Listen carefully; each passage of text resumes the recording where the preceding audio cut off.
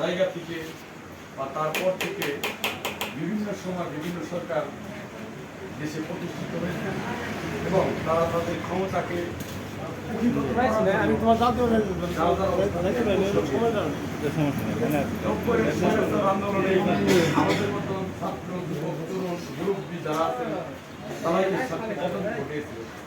তারপরে যে 4টা নির্বাচন হয়েছে মোটামুটি সামঞ্জস্য 2009 সালের নির্বাচন হওয়ার পরে 13, 18 এবং 24-এ আর সাধারণ মানুষের ভোটের দরকার হয়।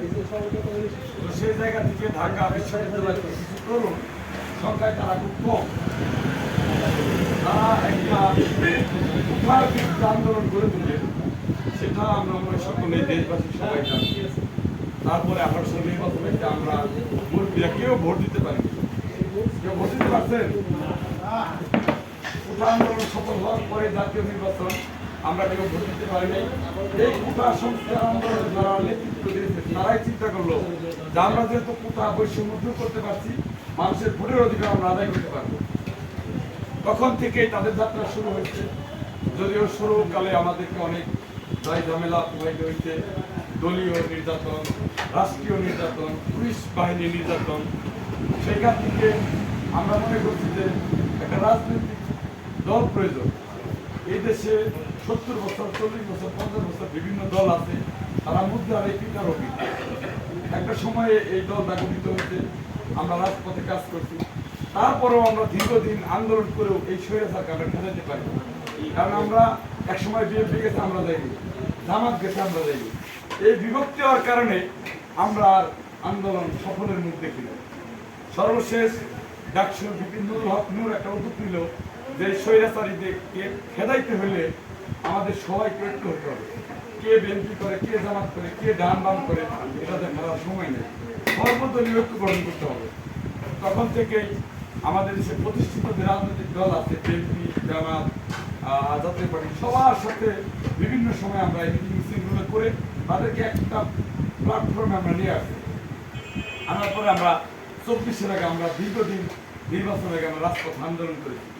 আন্দোলনের একটা ফসল আমরা ওই সময় ঘরে তুলতে পারিনি, কিন্তু আমাদের আন্দোলন কন্টিনিউ ছিল।